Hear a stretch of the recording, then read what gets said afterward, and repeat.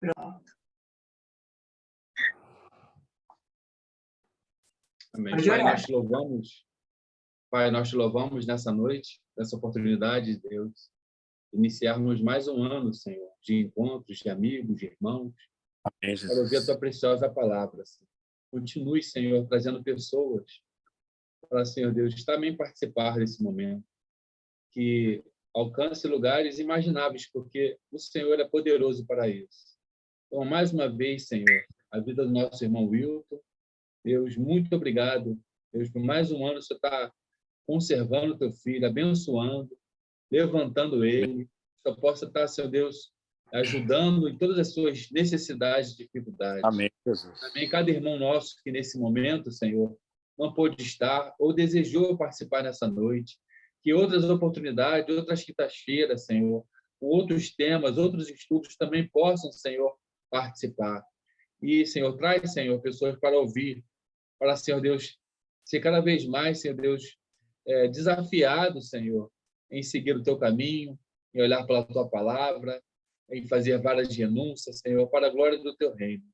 Muito Amém. obrigado, Senhor, que seja um ano de 2023 abençoado, que tenhamos momentos de comunhão, momentos de palavra, de estudo, de Amém, ensino, Jesus. e momentos de prática, Senhor, dessa vida de Cristo. Muito obrigado, Pai, em nome de Jesus, por nessa noite. Abençoe cada vez mais este lugar, esse momento, esse encontro, nessas quinta-feiras, Senhor, a partir sempre das 21 horas. Em nome de Jesus, leva, Senhor, esses vídeos, esses áudios, e que mais pessoas possam também descobrir essa oportunidade da sua poderosa palavra. Muito obrigado, Pai, em nome de Jesus. Amém. Amém. Obrigada, irmão Márcio. Irmão Wilton, pode iniciar o estudo, por favor. Amém. Boa noite, meus irmãos. A graça e a paz do Senhor Jesus. É uma alegria estar com vocês mais um ano, né, de jornada de estudos, de comunhão. E como o irmão Márcio falou aí na sua oração, né? Esse momento aqui é muito importante nas nossas vidas. Mesmo à distância, a gente pode rever os nossos irmãos e amigos, a gente pode trocar ideias, a gente pode se alegrar. Então é um privilégio estar aqui com vocês. É algo assim que eu agradeço muito a Deus mesmo. Nosso grupo de Jesus, então ele retorna, segunda semana, né? Como a Sheila falou, muita gente ainda não caiu a ficha, muita gente está de férias, mas a gente vai caminhando aqui. Hoje é o tópico 10, então a gente chega a 1/4 do estudo, né? São 40 passos, 40 tópicos, e hoje a gente está no tópico 10. Então, ao longo aí do ano, permitindo o Senhor, a gente vai caminhando nesse grupo de Jesus, vendo a prática de Jesus, como que Jesus tratava as questões em diversos ambientes, em diversas oportunidades. Hoje o nosso texto em destaque é Mateus capítulo 4, os primeiros versos que tratam acerca da tentação de Jesus. A irmã Jacira, antes da gravação, ela estava comentando acerca do texto, né?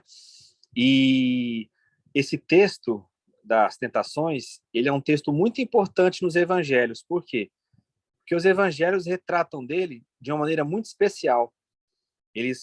Todas as tradições, elas falam desse batismo de Jesus, né? Para os irmãos primitivos, vamos chamar assim, essa passagem era importante. E eles precisaram ampliar o sentido do texto. Se nós pegarmos, por exemplo, o Evangelho segundo Marcos, que foi o primeiro a ser escrito, a passagem acerca do batismo ela é muito rápida, né? Ela é uma passagem de relance. Ela não é desenvolvida teologicamente. Mas mesmo naquela brevidade característica de Marcos, a gente verifica que ele dá um valor importante para essa tentação, porque ele compara ali Jesus como sendo o novo Adão. Um Jesus que vai para um local, que é um deserto, e que ele vai ser servido depois, em meio ali às feras, né? Então ele traz ali um paralelo com relação a Adão no paraíso, onde Adão também foi tentado, mas Adão cedeu à tentação. Então Marcos ele é rápido na sua abordagem, mas ele também classifica como um evento importante. Sendo um evangelho que trata de maneira tão rápida os fatos, que sempre está ali em movimento, ele também escolhe essa passagem para trazer a memória dos irmãos. Já Mateus e Lucas, eles vão desenvolver esse assunto. Então, o que isso nos leva a perceber?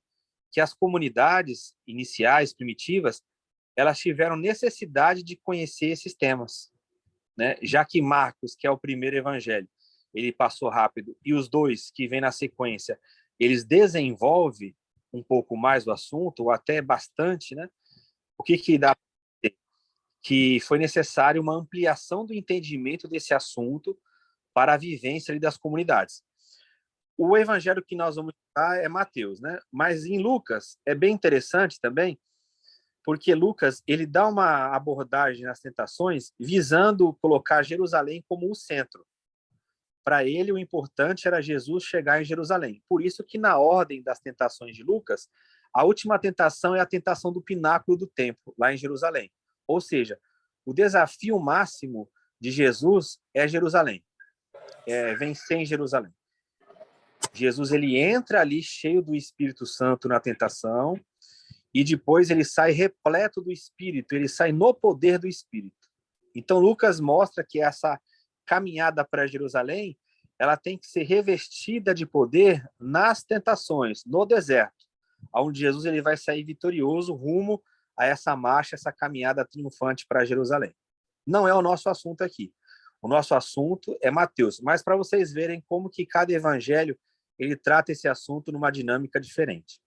Mateus, qual que é a abordagem de Mateus para com as tentações? Mateus coloca os reinos desse mundo oferecidos por Satanás a Jesus como sendo a tentação final das três. A primeira é transformar pedras em pães, a segunda é se jogar do pináculo do templo e a terceira é a apresentação dos reinos desse mundo. Então, por que que em Mateus os reinos desse mundo eles são a última tentação? Porque todo o contexto da escola de Mateus é um contexto que mostra a oposição do reino de Deus, ou o reino dos céus, com o reino desse mundo. O reino onde o egoísmo, onde a falta de amor, onde a opressão prevalece. Então, a escola de Mateus ela vai trabalhar esse evangelho, mostrando qual que é a verdadeira essência do reino dos céus em comparação aos reinos desse mundo. Por isso que o evangelista coloca como a terceira e última tentação Satanás oferecendo os reinos desse mundo para Jesus, né? Então, o que essas tentações elas mostram para nós hoje, né? O que isso tem de relação conosco? A apresentação do texto para eles naquela época era muito clara. Mateus e Lucas desenvolvem as tentações mostrando como Jesus venceu as tentações. Então, é um modelo para aquelas comunidades. E o modelo para aquelas comunidades, o que era? Era o contraponto do que o povo de Israel passou no deserto. E o que isso quer dizer? Quando Jesus ele vence as tentações, ele faz uso da palavra de Deus. E os textos que Jesus usa são os textos lá do Pentateuco, dos 5 primeiros livros da Bíblia, que mostram como que o povo de Deus, o povo de Israel naquela época, caiu, como que o povo cedeu às tentações. Por exemplo, a primeira tentação que é colocada para Jesus é no momento de fome, a necessidade física surge, e ele vai e ele tem que transformar pedras em pães para que ele mate a sua fome. E aí Jesus, ele vai citar um texto lá de Deuteronômio capítulo 8, dizendo o seguinte, que nem só de pão viverá o homem, mas de toda palavra que sai da boca de Deus. Esse texto, se vocês observarem lá no Deuteronômio, ele é um texto que está vinculado exatamente com o Senhor Deus, deixando o povo passar fome para provar o que havia no coração do povo. Então, Jesus ele assume ali, naquelas tentações, a figura representativa do povo. Então, para eles que estão acostumados com o texto do Antigo Testamento, quando eles fazem aquela leitura e vê que Jesus venceu as tentações, citando o texto do Pentateuco, eles estão entendendo que aonde o povo falhou, Jesus venceu. Então, é um novo êxodo, é uma nova jornada. A jornada modelo não é a jornada do povo que pereceu lá no deserto, que foi incrédula, que murmurou, que a maioria não entrou na terra prometida. O novo êxodo, a nova caminhada, é a caminhada com Jesus. É Jesus que mostra o caminho, porque ele mesmo é o caminho. É Jesus que nos ensina como vencer as tentações da vida. É Jesus que nos mostra como ser fiéis à palavra de Deus, como viver sem murmurar, como viver na dependência de Deus, mesmo em momentos de extrema dificuldade. Por quê? Porque Jesus ele tinha acabado de ser reconhecido por Deus como o Filho amado, outra figura também representativa do povo no Antigo Testamento. Então, a experiência do batismo ela é muito importante, porque ela vai mostrando ali que depois do batismo, da confirmação que Jesus tem do Pai, o caminho que Jesus segue não é um caminho de flores, não é um caminho de triunfo, mas é um caminho de perseguição, é um caminho de contradição, é um caminho de tentação. Então é muito bonito isso, porque Jesus agora ele sai ali do discurso de João Batista e ele é movido pelo Espírito, ou seja, Jesus ele não vai ficar naquela escola joanina, ele não vai seguir ali junto com os discípulos de João. Por quê? Porque está repleto do Espírito. Não é João Batista que vai dar o direcionamento para Jesus, é o Espírito Santo. E o Espírito vai fazer Jesus caminhar pelo deserto. E lá no deserto, quando surge a necessidade física, quando ele tem fome, porque ele está 40 dias sem comer ali, o que acontece? Satanás se apresenta para Jesus. Então ali tem a figura representativa de como que nós, como povo de Deus agora da nova aliança, temos que vencer as tentações. Não é olhando para o povo na caminhada lá para o deserto, mas olhando para Jesus. Então, quando Jesus ele responde dessa forma, nem só de pão viverá o homem, mas de toda a palavra que sai da boca de Deus, o que ele está mostrando? Que é o testemunho de Deus que prevalece na nossa vida, e não os sinais miraculosos que nós podemos fazer. Porque antes de Jesus entrar na tentação, o Pai tinha falado que ele era o Filho amado. Este é meu Filho amado em quem me comprazo. Então, Satanás ele pega essa palavra e ele quer que Jesus prove aquilo que Deus falou acerca dele, obedecendo às suas tentações, às suas sugestões. Então, isso é muito importante na nossa vida, porque a nossa identidade com Deus, ela não depende de fatores externos. A nossa identidade com Deus não depende de sinais miraculosos que venham ocorrer na nossa vida. A nossa filiação com Deus não depende de circunstâncias favoráveis, nem de ambientes bons, mas depende simples e unicamente daquilo que Deus falou ao nosso respeito. Por isso que Jesus cita, está escrito. A segunda tentação de Jesus, ali em Mateus, é que ele se jogasse do pináculo do templo. É que ele fizesse um show, né, um argumento pirotécnico. Por quê? Porque havia uma crença entre os judeus, isso é algo que não está na Bíblia, mas a gente verifica em textos extra-bíblicos, na tradição. Havia uma crença de que o Messias ele apareceria no templo e ele faria um grande sinal diante do povo. Então havia essa expectativa, né? Então olha o sinal que Satanás oferece a Jesus. Que se Jesus se jogasse daquele templo, lá do pináculo do templo, e ele ali não morresse, e ele fizesse ali um espetáculo, as pessoas creriam nele. Então era como que um atalho, né? As pessoas iam crer em Jesus não pelo caminho da cruz, mas pelo um milagre, um show que ele ia fazer, um show da fé. E aí Jesus ele mostra ali naquela segunda tentação uma forma de nós vivenciarmos a palavra muito interessante.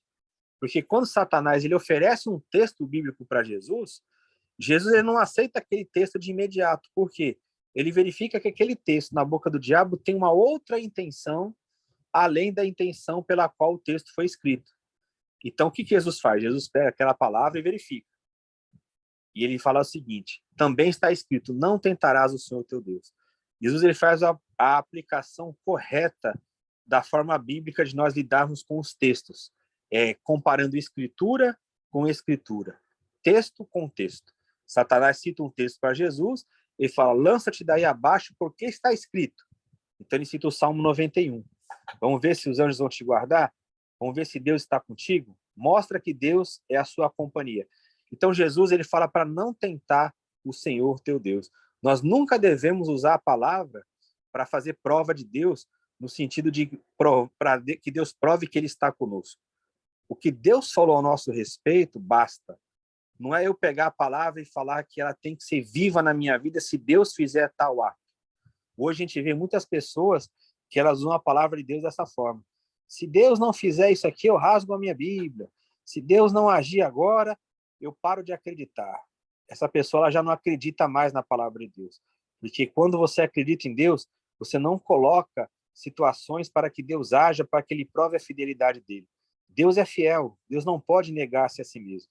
Então, nós não precisamos usar a palavra de Deus para confrontar Deus, muito pelo contrário. A palavra de Deus é para que nós possamos ser submissos a ele, seguindo o exemplo de Jesus.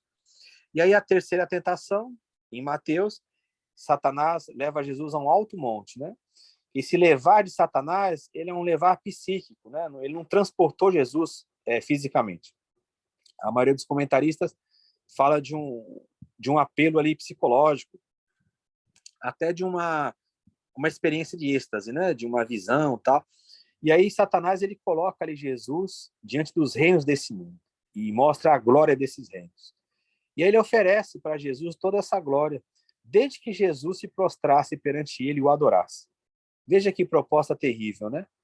A criatura está diante do Criador e a criatura ela quer ser adorada, ela quer receber a adoração que cabe somente a Deus. Isso aí é o que Satanás mais busca das pessoas, essa adoração. E o coração do homem ele é um coração idólatra, né? O homem ele tem que ter muito cuidado, o ser humano, com essa idolatria, porque isso é algo muito tênue na nossa vida.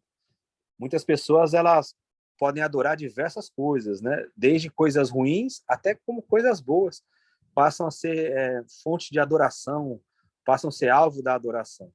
Por isso que João, na sua primeira epístola, ele vai terminar com esse mandamento: filhinhos, guardai-vos dos ídolos. 1 de João 5:21. Porque os ídolos ali não eram ídolos de gesso, não eram imagens de escultura, mas eram os ídolos do coração, principalmente aqueles vinculados ao poder, ao mamon, às posses, às riquezas, né? Então, os reinos desse mundo são oferecidos para Jesus e ele não aceita esses reinos. Por quê? Porque a forma de Jesus reinar nesse mundo não é cedendo à tentação satânica, mas indo tomar o caminho da cruz. É uma conquista demorada, lenta, aonde Jesus ele conta conosco para que todos os reinos desse mundo pertençam ao Senhor. Então, Satanás, em um ato, ali queria oferecer para Jesus algo que Jesus demoraria muito tempo para conquistar. Mas Jesus sempre prefere o caminho da paciência, o caminho do sofrimento, o caminho da cruz, que é o caminho de obediência a Deus. E ali na terceira tentação, quando Jesus vence, Jesus repreende o maligno e faz com que ele saia de perto. Mas o texto diz que ele se afasta por um pouco de tempo e depois ele volta. E o interessante é que ele volta não mais atuando dessa forma da tentação. Se nós observarmos em Mateus, o tentador, essa palavra tentar, ela vai aparecer agora entre os discípulos de Jesus, que eles vão servir de agentes de tentação como Pedro, entre os líderes religiosos, né? Por exemplo, lá em Mateus 19, quando eles perguntam para Jesus acerca do divórcio, o texto fala que eles vão até Jesus para o tentar, né? E no final da vida de Jesus na cruz, Jesus é tentado a salvar-se a si mesmo. Então, o que Mateus está dizendo é que durante toda a vida de Jesus, Satanás usa os seus agentes para trazer o contra-reino, né? Não o contra-reino a esse mundo, mas o contra-reino ao reino de Deus. Porque o reino de Deus é contra-reino a esse mundo. Agora, o reino de Satanás é contra-reino ao reino de Deus. Então, é uma disputa de reinos, né? O reino das trevas contra o reino do Filho do seu amor. E ali na cruz, Jesus, de fato, vence de forma definitiva. É ali na cruz, e não cedendo às tentações, que Jesus traz a vitória de Deus para a humanidade e a recompensa, né, aos teus servos. Então, a gente olha para esses textos, a gente aprende como vencer as tentações e, principalmente, a gente se alegra, né, em ver Jesus, um ser humano tão amável, tão misericordioso, mas um homem tão firme no espírito, né? Um homem tão dependente de Deus, sendo o próprio Deus encarnado, mas ali ele passa aquelas tentações como um ser humano, mostrando como que nós devemos vencer. Ele não usa nenhuma magia, nenhum sinal, ele não usa nenhum milagre, mas ele usa a suficiência da palavra de Deus. Então a gente se alegra muito com essas vitórias de Jesus, que elas se tornam também a nossa vitória. Amém? Passar para a irmã Sheila continuar aí o estudo. Amém, amém. É uma passagem bem conhecida, né? Mas bem complexa.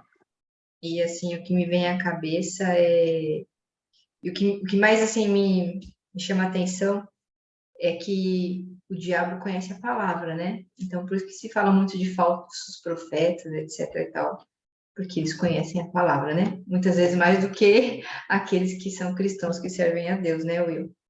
Sem Bom, dúvida. alguém quer fazer pergunta? E o irmão Alexandre colocou algo aqui no chat, Will. Tá, Ele está digitando ainda. vamos Você ver lê? aqui. Consegue ler aí? Sim, eu vou ler aqui. Tá. O Alex coloca assim: com relação à proposta da pirotecnia feita para Jesus, vemos que hoje essa tentação tem sido muito abraçada tanto por quem faz como por quem assiste, pois os cultos que mais têm ibope são aí ele vai complementar, né? Com relação à proposta, tá, ele vem de novo. A palavra perdida entre a igreja. É verdade, os cultos hoje, né, em muitas localidades, eles se tornam verdadeiros shows mesmo, né? A simplicidade de Jesus, ela é deixada de lado. Você vê que as reuniões da igreja no Novo Testamento, elas têm um sentido muito simples, né? Você vê que é uma simplicidade muito grande. E Paulo, ele fala que esse trabalho de tirar essa simplicidade do foco de Cristo é o trabalho do diabo, né? Esse texto é um dos meus preferidos com relação a Paulo, porque ele faz um alerta muito importante. E ali ele é um homem maduro. Então a gente deve ouvir esse homem. É segundo aos Coríntios, capítulo 11. Ele fala assim: mas eu temo, né? Você vê um homem com tanta envergadura espiritual, um homem tão espiritual, um homem que talvez nunca a gente vai ter a dimensão do que Deus revelou para aquele homem na sua profundidade. Ele fala que ele teme que, assim como a serpente enganou a Eva com a sua astúcia, assim também sejam corrompidos de alguma forma os nossos sentidos. E a gente se afaste da simplicidade que há em Cristo. É como o Alex falou. Essa pirotecnia hoje ela está muito presente. Então você vê aí verdadeiros shows, espetáculos que não combinam com Cristo, que não combinam com a simplicidade do Evangelho, né? O Evangelho, quanto mais simples ele for, mais cheio do Espírito ele é, porque a reunião da igreja ela não tem destaque humano. A reunião da igreja não tem que ter nenhum tipo de foco a não ser Cristo. Nada pode tirar o nosso foco do Senhor. Então, essas coisas, às vezes, que as pessoas usam como suporte, elas acabam se tornando o alvo, né? Você vê que em muitos locais, o momento ali do louvor passa a ser o momento mais importante do culto. Se não tiver ali uma sonoplastia adequada, a reunião não flui. Então, isso não tem nada a ver com o evangelho. Isso é um entretenimento, né? Uma religião pragmática. Isso já foi combatido durante muito tempo, né? E parece até que é uma coisa batida, mas você vê que é um assunto que a gente tem que, infelizmente, dizer. Ele ficou aí, e por mais que as pessoas tenham falado, condenado, julgado, profetizado, parece que é uma coisa que ficou e veio para ficar e que talvez vá ficar durante muito tempo, né? Porque pode ser até uma forma da gente verificar que esses locais eles não têm mais a presença de Deus e eles agem de uma maneira carnal, uma maneira que busca o entretenimento. Talvez a gente esteja lutando numa coisa que Deus não quer, né? A gente tem que parar para pensar nisso. Muitas pessoas falam, nós vamos lá levar a palavra, nós vamos lá orar para que aquilo mude. Mas será que Deus quer que aquilo mude? Será que Deus está preocupado com aquilo ali? Será que aquilo ali é o alvo de Deus? Né? Será que o fluxo do Espírito é para lá? Talvez a gente esteja querendo que Deus faça algo em um local que ele falou que ele não está mais. Né? Que nem se pegar o Alex conhece, os irmãos conhecem, aquela questão de Samuel ali com Saul. Deus já tinha rejeitado. Será que é para ele continuar assistindo com Saul? Né? Então é algo para a gente pensar, levar diante do Senhor isso aí. Amém. Amém. É bem isso mesmo. Cada dia a gente vê mais denominação com cara de tudo, menos de lugar de reunião, né, para falar de Cristo. Eu até brinco assim, eu falo, eu não gosto de ir em tal denominação, porque o som é tão alto, mas tão alto que incomoda. Por quê? Porque o mais importante é o louvor. Então, o louvor tem que ser arrasador, tem que atingir não sei quantos quarteirões, e aí acaba incomodando, né? Sim. E aí, mas o foco, né, principal para eles é o louvor nesse caso, né? Amém. O irmão Isaías entrou, o irmão Isaías quer dar boa noite, pode falar, quer perguntar alguma coisa, quer assumir o estudo aqui, irmão Isaías. Alguém mais tem pergunta? O Carlinhos botou Eu uma tô, coisa aqui. eu tô aqui no meio do bololô do povo aqui. Só entrei para dizer que eu amo todos vocês. E eu tô aqui curtindo com a minha filha aqui, minha esposa. Só para dizer que eu tô sentindo falta. Tá bom? Amém. Tô aqui no meio do shopping aqui movimentado. Beijo. Amém. Obrigada, irmão Isaías. Fica com Deus.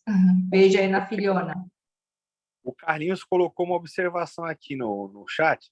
Ah, O Carlinhos botou assim: boa noite. No caso, hoje as pessoas estão mais interessadas no que o diabo oferece do que Cristo. É uma verdade também, né? verdade. Interessada no que ele oferece e nele, né? Porque é um destaque muito grande que se dá ao diabo. É como se ele fosse um Deus opositor ao nosso Deus, né? Quando a Bíblia fala que ele é o Deus desse século, ele influencia este século. Ele não é um Deus que combate contra Deus, né? Porque ele já está vencido na cruz do Calvário, mas, de fato, as pessoas elas se interessam muito por ele. Tanto que às vezes falam mais dele do que de Deus, né? Tipo, se você não vier para a igreja, o diabo isso, né? O cartão de crédito foi o diabo que agiu, né? Isso. E por aí vai, né? Quem oferece o mundo e fundos é o diabo e não Cristo. Ele completou aqui, ó, o Carlinhos. Se você chegar e pegar essa passagem da tentação, eu vou falar uma coisa aqui que às vezes vai chocar, né? Mas esse negócio de você ter que ir em determinado local oferecer lá uma adoração para receber algo em troca, quem pediu isso foi o diabo, não foi Deus, né? Ó, vem para esse local, adora a Deus, eu vou lá, vou pegar no texto bíblico, vou lá na montanha, lá no monte, eu vou adorar lá a divindade para ela me dar algo. Quem exigiu isso foi o diabo, não foi Deus. Jesus não exigiu isso. A adoração não é barganha. A adoração é em espírito e em verdade por quem Deus é, né? Por quem Deus é. E não para que ele venha nos dar bênçãos, venha nos dar coisas materiais. Quem oferece isso é o diabo. É Satanás no texto. Exatamente. Alguém mais tem pergunta? Irmão Márcio? Irmã Jacira? Jacira, eu quero só fazer uma observação. O que eu observei agora mesmo, nesse instante, é que o sonho dourado do diabo ainda é ser Deus. Porque o que é que ele pede na terceira tentação, isso fica claro. O que é que ele pede a Jesus? Ele oferece tudo aquilo a Jesus, todo o reino, toda a glória que ele tem aqui no mundo, neste mundo, porque nesse mundo ele é um príncipe, né? Ele é o príncipe deste mundo. Ele oferece isso tudo em troca de quê? Que o Jesus o adore. Então, se o Jesus fizesse isso, ele estaria trocando o Deus, que é o Pai, por ele. Então, o que eu acho que eu aprendi com essa história? Que o sonho dourado dele, do diabo, ainda é ser igualado a Deus. Ele ainda tem esse sonho, ele ainda tem essa pretensão, embora ele sabe que vai ser muito difícil, porque ele já tem a sentença dele é uma sentença que é imutável, mas ele continua tentando. E ele tentou o quê? O Filho de Deus. Sem um pingo de cerimônia. E ele foi profundo. Nessa terceira tentação, ele foi bem profundo mesmo. Ele foi mesmo sagaz. E o quê? E falando o mesmo tipo de diálogo, no mesmo patamar, usando a Bíblia, usando as palavras das Bíblias, a palavra de Deus. É isso. O que o senhor acha, pastor Wilton? É bem interessante, irmã Jacira, essa observação da senhora, com certeza. ele busca a adoração, né? E a sagacidade, ele buscou a adoração do Filho de Deus. Então, imagina com relação a nós, né? Se ele foi tão sagaz com o Filho de Deus, ao ponto de exigir uma adoração no momento de crise da vida de Jesus, quanto mais a nossa vida. Por isso que nós temos que sempre estar alerta, né? Sempre confiando na palavra do Senhor, porque lançar um míssil desse para Jesus, Jesus não caiu. Então, para nós, ele nem chega a oferecer os reinos desse mundo. Para nós, ele oferece coisas menores, que para nós são tão difíceis de resistir. Por isso que a gente só pode confiar na graça do Senhor, sujeitar a Deus, resistir ao diabo, ele fugirá, né? É o que Jesus fez. E esse objeto de adoração, né? Você vê como que a adoração é algo tão importante que às vezes a gente não tem noção. A gente acha que a adoração é só louvor, né? O louvor faz parte da adoração, mas a adoração é o serviço. E ao mesmo tempo que, olha que interessante, ao mesmo tempo que Satanás quer a adoração dos filhos de Deus, o Pai procura verdadeiros adoradores que o adorem em espírito e em verdade. Então a adoração, ela é um assunto primordial, que ele se transformou em algo banal, porque acharam que era louvor, e de louvor passou para música, e na verdade, a adoração, que é o serviço espiritual que nós prestamos a Deus, se nós não tivermos atentos aí, a gente pode estar oferecendo ele a Satanás, a Mamon, a nós mesmos, né? Ao nosso ego. Isso é uma coisa muito séria. Muito séria mesmo, muito. E profunda, né, pastor? Muito profunda. Muito.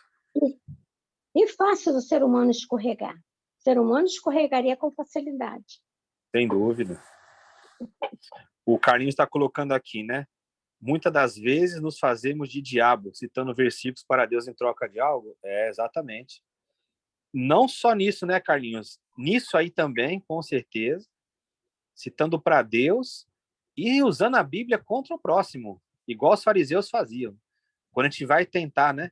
Eles foram tentar Jesus. Então, se eu pegar da Bíblia e usar a Bíblia para te matar, eu estou sendo um diabo, né? Eu estou sendo um diabo. Exatamente. E a gente faz, às vezes, a chantagem emocional, né? Sem se dar conta que está fazendo o papel do próprio diabo, né? Isso. A pergunta, né? O Isaías está colocando aqui que o irmão Marinho está participando aí com a gente, né? Chegou o irmão Marinho. Quer fazer alguma pergunta, irmão Marinho?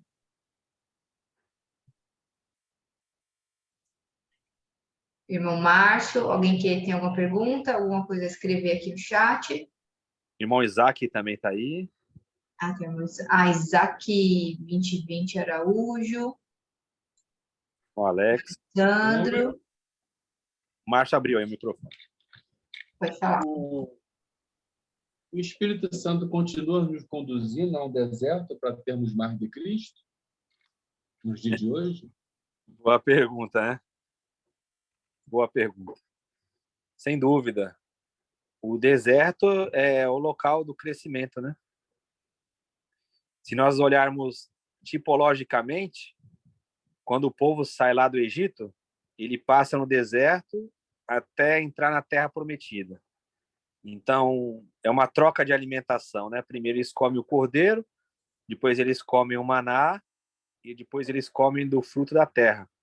Então, esse deserto aí, com certeza, é um local de tratamento de Deus. Assim como Jesus aprendeu, o autor aos Hebreus vai dizer, no capítulo 5, verso 8, que ele aprendeu por meio das coisas que ele padeceu, assim também, cada um de nós aqui tem o seu deserto específico, né? O seu momento ali de tentação, ser guiado pelo Espírito nisso vai nos levar para uma maturidade. Paulo chega num nível que ele entende tudo isso, né? Como sendo um caminhar do Senhor. Romanos 8, 28. Todas as coisas cooperam para o bem. Quando a gente passa a enxergar que qualquer prova na nossa vida vai obter a melhoria da nossa fé, o refinamento da nossa fé, a gente passa com mais tranquilidade. A gente passa com mais sobriedade, né? Num primeiro momento a gente tem aquele susto, aquele impacto, aquele questionamento, mas aí a palavra de Deus vai operando em nós, porque ela é espírito e vida. No início, a gente se desespera, né? No início da fé. Quando vem as primeiras tentações, a gente parece que Deus esqueceu da gente. A gente começa a fazer uma série de questionamentos, assim como Jó. Mas depois a gente vai crescendo no Senhor, a gente vai vendo que tudo isso é necessário, até o ponto da maturidade, onde Paulo ele passa a se gloriar nisso, né? Quando a gente passa a se gloriar, aí você vai enxergar esse deserto como sendo cada vez mais um aperfeiçoamento no Senhor. Mas isso a gente não pode exigir de todo mundo, né? Cada um tem um nível de fé, cada um tem uma vivência no reino de Deus, cada um tem uma idade espiritual. Por isso que a gente tem que ser misericordioso, compassivo e compreender que cada um está passando aí por um momento da fé, né? E o grande desafio é se manter perseverante, né? Mesmo muitas vezes não enxergando esse futuro, esse o amanhã, com o propósito dele, né? Para alcançarmos aquilo que ele deseja nos trazer a maturidade para algo lá na frente que de repente a gente vai saber até ser usado o instrumento para ajudar, né? Pessoas que talvez estão tentando desistir, né? O Alex, que está aqui, ele gosta muito das palestras lá de gestão empresarial. A perseverança, ela é válida em qualquer área, principalmente espiritual, né? Você pode pegar a história dos vencedores aí desse mundo, esse mundo aí não no sentido negativo do termo, né? Mas as pessoas, vamos chamar assim, da Terra, né? Que venceram, são pessoas perseverantes. Eu cito muito exemplo aí do Michael Jordan. Eu vi a série dele no Netflix, né? Quando o técnico falou que ele não seria um jogador, aí ele foi falar com a mãe dele falou, você só não vai ser se você não quiser. Você quer ser um jogador? Ele falou, quer. Aí a mãe dele falou, então vai lá treinar. Aí ele vai lá e começa a treinar, se tornou o maior do mundo, né? Então você vê que a perseverança é válida em qualquer área da nossa vida, principalmente na fé, que na jornada com Deus a gente tem a certeza, né?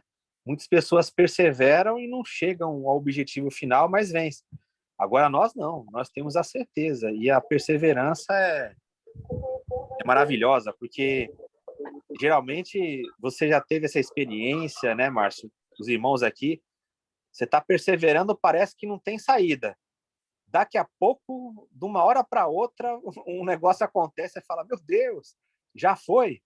Você fala, porque você perseverou. Se você não tivesse perseverado, você não teria colhido, né? E às vezes está pertinho de a gente vencer, só que as pessoas acabam desistindo e aí não fazem a sua jornada completa. É muito aquela imagem que a gente vê do cara cavando, né? Para isso, preciosas, né? Exatamente. Ele pertinho. Eu me lembro dessa imagem, né? Exatamente. Mais 3 cavucadas ali ele chegava. Exato. E aí o irmão Isaías colocou aqui, deserto nem sempre é lugar de sofrimento, né? Porque tem muitas denominações e muitas pessoas que pregam o deserto como lugar de sofrimento, de que se você não passar pelo deserto, se você não sofrer, você não é salvo, você não vai para o céu, né? E é o sofrimento daquela forma árdua e pesada, né? Exato. E o deserto pode ser uma situação só para você crescer enquanto ser humano, ou você se colocar no lugar de outro, não é? Exatamente. E aí o irmão Alexandre colocou aqui, ó. Com certeza, mais difícil do que chegar, receber, etc., é permanecer, perseverar. Aí o irmão Isaías completou. O bom pastor deixou as 99 no deserto. Exato. Né? É um local de segurança, né? Porque se você observar, se é o Espírito que nos colocou lá, como colocou Jesus, o Espírito Santo não é mau. Ele é bom. Né? Então é o local que a gente tem a proteção de Deus, a segurança de Deus. Para ele ser aperfeiçoado, né? Exatamente. E é como você me falou, né? E você já fala algumas vezes esse exemplo, deve ser usado aqui no estudo bíblico, da borboleta quando ela está no casulo, a lagarta está no casulo, né? Ela tem que ficar no casulo ali apertadinho, e se alguém for tentar ajudar a abrir, ela vai morrer, né? Exato. Então, às vezes, você tem que estar numa situação meio de aperto, ou passando por um deserto, passando por alguma situação, para o seu crescimento, e você, com certeza, vai sair fortalecido e diferente dali, né? Quando você realmente está em Cristo, né? Porque Isso, Acaba sendo, digamos assim, de uma forma bem simples, para o nosso bem, né? sem dúvida, sem dúvida. Se é o Espírito Santo que está conduzindo, ele... Professor, professor Wilton, Pode falar. você sabe que é mais forte do que eu, né? Eu tô aqui, tá vendo barulho aí, né? Mas é mais forte do que eu. E aqui no grupo tá uma pessoa que eu amo muito, que é o Marinho. E eu estava conversando com o Marinho hoje uma questão que o professor Hilton ontem, no estudo dele, ele frisou, deu uma pincelada muito rápida a respeito do maior inimigo nosso hoje. O irmão Hilton perguntou, o pessoal disse, é o diabo, que é o maior inimigo da igreja, né? O maior inimigo do homem. E isso é um equívoco muito grande, né? Então, inclusive, houve uma polêmica muito grande. Um certo pastor falou que o Brasil não é de Jesus. Isso causou um rebuliço enorme na igreja brasileira, que ele disse que o Brasil não é de Jesus. Só que isso é bíblico. Então, eu queria, por gentileza, que o professor desse uma pincelada, por gentileza, nesses dois contextos que eu coloquei, por gentileza. Sim. A questão que a gente abordou no estudo lá da terça-feira, né, que o irmão Isaías está falando aí, é a questão quando a gente pergunta assim, qual que é o maior inimigo de Deus? Aí as pessoas falam, é o diabo, né? Mas se nós observarmos o ensino de Jesus, ele coloca em oposição a Deus como sendo um senhor, o mamon. Até a Sheila colocou aí no chat, né, o mamon. Não podeis servir a dois senhores, não pode servir a Deus nem às riquezas, né? O mamon aí é no sentido de dominação, de você utilizar de recursos para você prevalecer, para você ter uma autossuficiência, que sempre foi o pecado principal, né? No Antigo Testamento a gente vê muita idolatria, mas a autossuficiência ela vem desde lá dos registros mais antigos, lá com Adão e Eva. Muitas pessoas falam assim, um cristão ele pode ser rico? Paulo fala sobre isso, né, em 1 Timóteo 6, que tem irmãos que Deus concede as riquezas. Só que Deus manda que esses irmãos eles sejam liberais, que eles sejam comunicáveis, né? Sabendo que foi Deus que concedeu isso. Tem pessoas que eu falo aqui, eu vejo que são pessoas comunicáveis nesse grupo. Eu sempre cito a irmã Sheila, o Isaías, os irmãos, o Márcio, são irmãos, o Carlinhos, né, a irmã Jacira, que podia citar todos os irmãos aqui, a gente vê que são irmãos comunicáveis, né? Então Deus ele tem pessoas que dá muita riqueza. Eu já não sei se o Alex lembra dele, lá na Assembleia de Deus de Caxias, tinha um irmão Jorge, aquele irmão era muito rico, ele já faleceu, muito rico mesmo. Pode botar gente rica, rica, rica. A gente andar assim com dinheiro no bolso, de bolo de nota de 100, mas era um irmão muito simples. O Alex o que lembra dele, né, Alex? Era um irmão muito simples, muito humilde. Se você olhasse assim pela aparência dele, não dava nada. E era um irmão que era esse tipo, que a Bíblia fala que era um irmão comunicável, né? A mulher dele não, a mulher dele achei ele ia gostar de conhecer, era uma madame. A mulher dele andava assim com uma classe, uma mulher chique mesmo. Você olhava e falava, nossa, essa mulher é rica.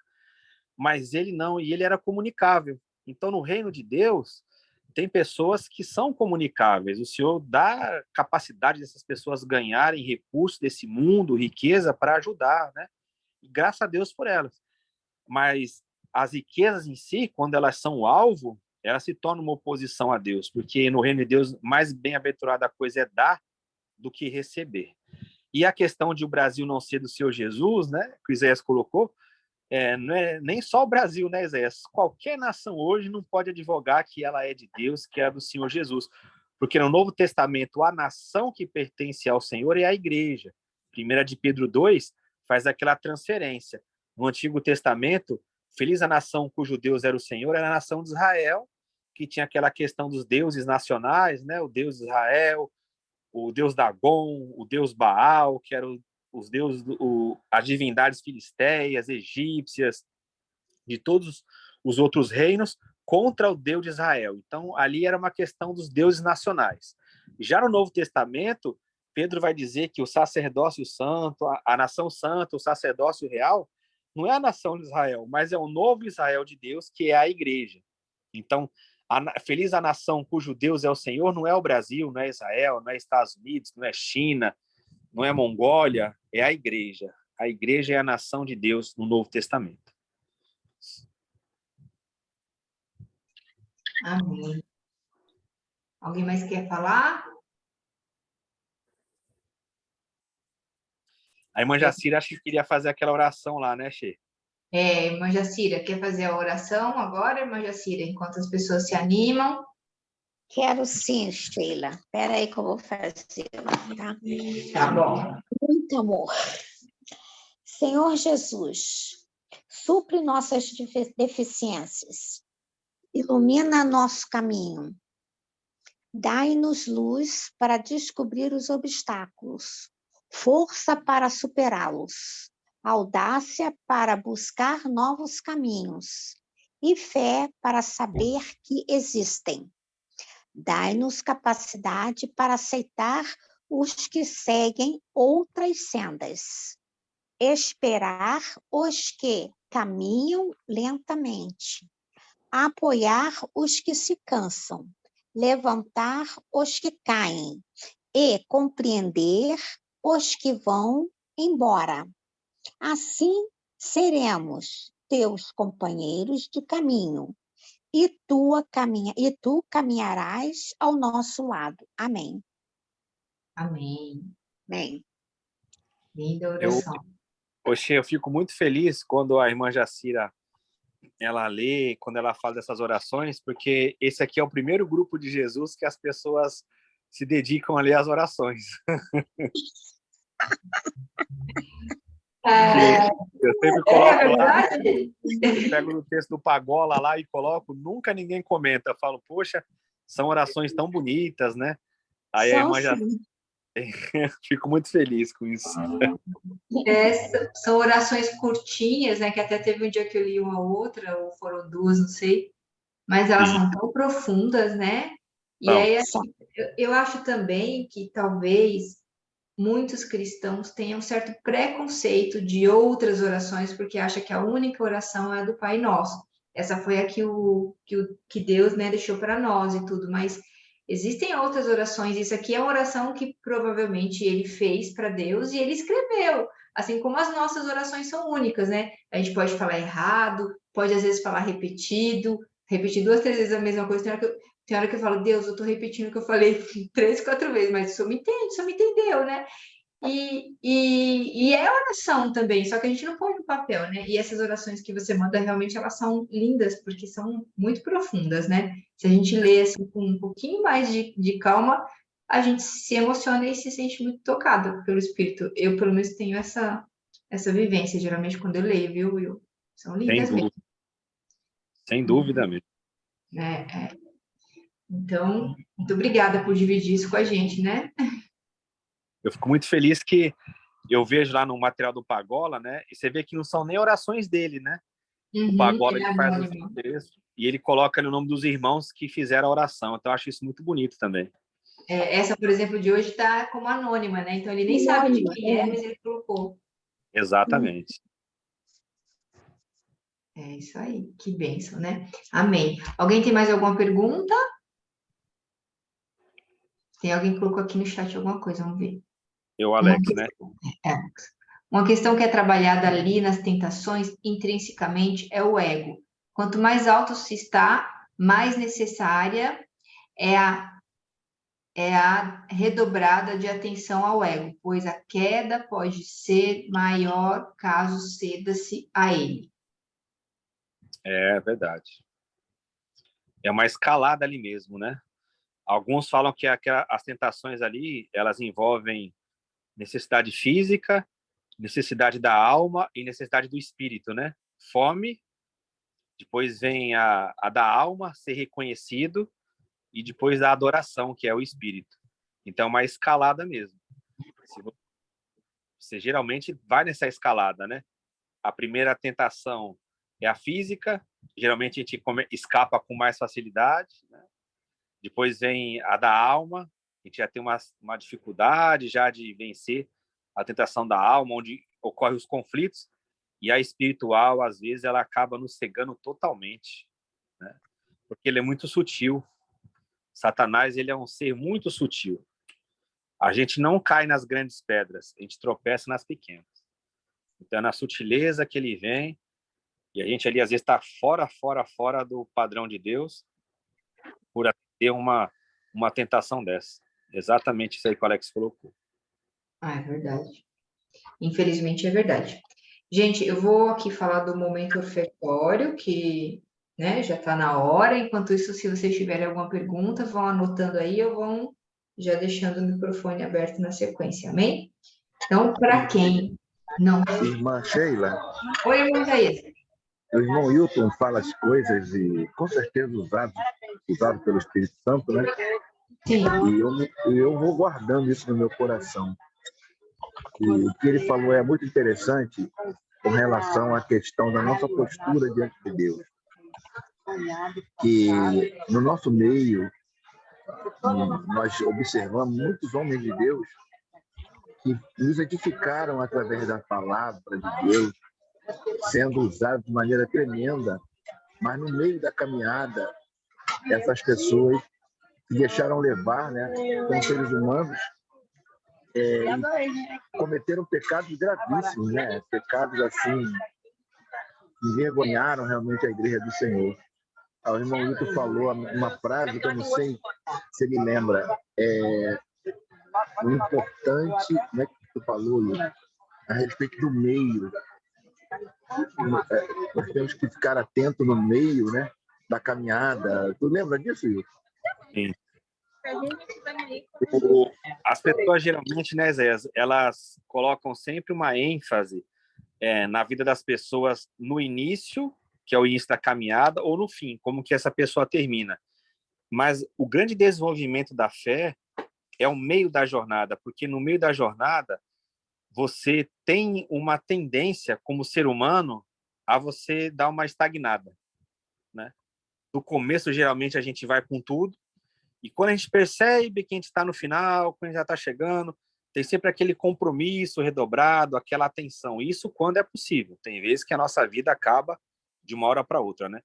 Mas no meio do caminho que é a grande questão. Você pode ver que os momentos de crise, eles se dão no meio, né? Porque no meio, ou você toma a decisão de você avançar, que você fala assim, eu já passei pelo que eu passei e para mim não tem outro caminho a não ser avançar, ou geralmente a gente perde as forças. E é no meio da jornada que a gente começa as grandes negociações da vida. Você pode ver aí um exemplo clássico, eu tenho citado muito ele porque a gente lá de terça-feira está estudando Juízes, né? Que é o caso do nosso querido Sansão. Se você olhar, um homem que ele começou com tudo, né? E terminou bem. Mesmo morrendo, ele vai terminar como? Matando mais gente na sua morte do que na sua vida. Mas no meio do caminho é aquela hora que a gente se acostuma, né? A gente fala assim, Deus, ele sempre está comigo. Mesmo eu vacilando, Deus, ele está operando. Deus sempre deu um jeito. Deus sabe que eu sou vacilão. Deus sabe que eu erro mesmo. Deus sabe que... Enfim, aí a gente vai confiando nas vitórias do passado, né? Os grandes erros dos grandes homens e mulheres de Deus, pode ver, é sempre olhar para o passado. É sempre falar assim, Deus sempre operou comigo. Mesmo quando eu vacilei, Deus nunca deixou de ser fiel. E aí a gente passa a garantir na nossa história. Só que a nossa história não é uma história só do início. Ela é uma história toda, né? E Sansão é exemplo clássico disso. Porque ele fala assim, me levantarei como das outras vezes e vencerei. Aí vem o texto que, para mim, é um dos textos mais tristes da Bíblia, que é Juízes 16, 20. O texto fala assim, e não sabia Sansão que o Espírito Santo já se tinha retirado dele. Você imagina, um homem daquele que era cheio do Espírito, ele não percebeu que o Espírito Santo tinha se retirado dele. Por isso que Paulo fala sempre, né, na questão, não entristeçam o Espírito, não apagues o Espírito. E isso acontece com qualquer um de nós, irmãos. Tem um momento da estafa. Quem aqui nunca chegou num ponto que fala assim, estou cansado espiritualmente, parece que o mundo está nas minhas costas, eu estou esgotado. Tem um livro da editora Vida antigo que é muito bom, que fala assim, esgotamento espiritual, esse livro fala. Se eu achar, eu vou mandar para vocês lá no grupo. A capa dele é interessante, é um monte de palito assim se apagando, né, queimado. esgotamento espiritual. Todos nós temos que viver esse reavivamento diário com Deus, né? E não é fácil, não é fácil. Muitas vezes a gente fica sozinho, como a Sheila colocou, a gente tem a incompreensão, tem o cansaço, tem a oposição, nós temos nosso inimigo que não brinca de ser inimigo, nós temos principalmente às vezes as afrontas das pessoas que eram para nos ajudar, né? E, então, se a gente não estiver atento, a gente acaba esgotando e aí a carga é muito pesada, porque tudo aquilo que você fez para Deus, Deus recebe, Deus ele aceita, Deus fica feliz. Mas você batalhou muito contra um outro reino, né? Você se colocou como opositor a esse reino e essa guerra não chegou no final. Não tem trégua nesse mundo. Não tem um momento que você pode falar assim, vou dar uma parada agora, dar uma descansada, que daqui a pouco eu retorno lá na batalha. Não tem como. Você tem um inimigo que ele não cansa de ser seu inimigo. E aí, no primeiro momento, ele está buscando quem ele possa tragar, vem com uma tentação ou outra, aí que nem aquela frase do mundo, né? Desculpe aqui falar para os irmãos, mas onde passa um boi, passa uma boiada. Quando você abriu a primeira brecha, passa tudo aquilo que você freou. E é muito duro isso, muito duro mesmo. É verdade. Ó, o irmão Carlinhos colocou uma coisa aqui, ó. Professor, a tentação do diabo é algo bem sutil e tênue. Me refiro a Pedro quando recebe uma revelação e logo em seguida dá lugar ao diabo. Ou estou equivocado? Não, perfeito, perfeito. Junta aquilo que o Alex falou com o que o Carlinhos falou agora, né? Essa passagem que o Carlinhos está falando é aquela de Pedro, acabou de receber a revelação de Deus, está tendo a revelação de quem Jesus é, está cheio, né? Aí passa a repreender Jesus, não quer o caminho da cruz mais, quer o caminho da glória. Tentação maligna, para trás de mim, Satanás. Tudo aquilo que nos tirar do caminho da cruz, pode botar que tem demônio aí no meio. Pode dizer que tem Satanás. Tudo que nos tirar do caminho da cruz, tudo que se opor a esse caminho da cruz na nossa vida, é a tentação demoníaca. Jesus olhou para Pedro e falou, para trás de mim, Satanás, você tem que vir aqui para trás. Pedro tinha que aprender a andar com Jesus. Ele estava se colocando como um adversário de Jesus. E a gente, se não ficar atento a isso, a gente se coloca como adversário de Jesus quando a gente se coloca contra o caminho da cruz, seja para a nossa vida, como na vida dos irmãos. Então, trazendo essa questão que vocês estão falando, que a Sheila também colocou, de falsos profetas, tem muitos aí que são Satanás, são opositores, adversários, porque eles tiram as pessoas do caminho da cruz e oferecem um caminho alternativo. Isso é muito perigoso mesmo. Entendi. Amém, amado. Obrigada pela explicação. Bom, vou passar aqui o Pix do irmão Wilton.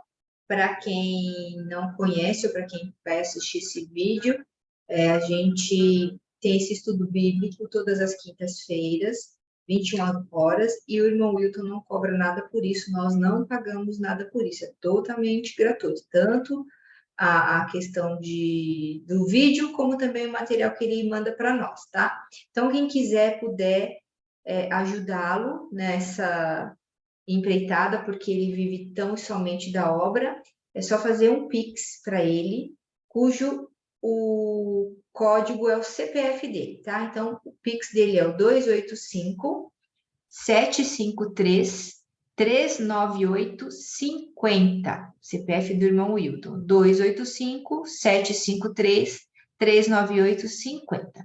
Desde já agradeço àqueles que vão colaborar, amém? Obrigada. Alguém mais tem alguma pergunta? Ou já estão satisfeitos? Ou vai fazer que nem eu, depois que o estudo acaba, pergunta as coisas para o irmão Wilton pelo WhatsApp. Não façam isso. Mais alguém? Irmão Márcio, irmã Jacira, irmão Alex, Alexandro, né? Uhum. Carlinhos. Mais alguém quer perguntar alguma coisa? Acho que não. Então, amanhã de manhã, permitindo o Senhor, eu encaminho para vocês o passo 11, né? Etapa 2, tópico 11. Amanhã de manhã eu passo lá para vocês. E eu vou procurar aquele livro que eu citei aqui, do esgotamento espiritual, para estar encaminhando para vocês também, tá? Amém. Eu agradeço, Will. Então, o passo 11 já teremos para estudar. Semana que vem tem aula, não façam que nem eu, achando que hoje é quarta, que não tem aula, que não tem estudo. Venham preparados. Will, desde já agradeço aqui. Um bom ano novo para todos vocês. Acho que podemos encerrar, então, por hoje, né? Amém. Eu vou fazer a oração final, então, e a gente se... Ó, o caminho para saber que está sendo tentado seria a intimidade com Cristo? O Carlinhos está perguntando. Boa pergunta. Sim, boa pergunta, né? Quanto mais nós caminharmos nessa intimidade com o Senhor, mais tentado nós seremos, né? Verdade. Com certeza. Faz parte, né? Então tá bom. Amém. Vamos lá, eu vou orar e a gente se encontra na próxima quinta-feira. Amém? Amém. Senhor meu Deus, misericordioso, Pai amado, obrigada por mais esta quinta-feira, por mais esse estudo bíblico, o primeiro do ano de 2023, que eu sei que é o primeiro de muitos, não só desse ano, e permitindo o Senhor de outros anos também. Pai, agradeço a Ti pela vida de todos que aqui estiveram.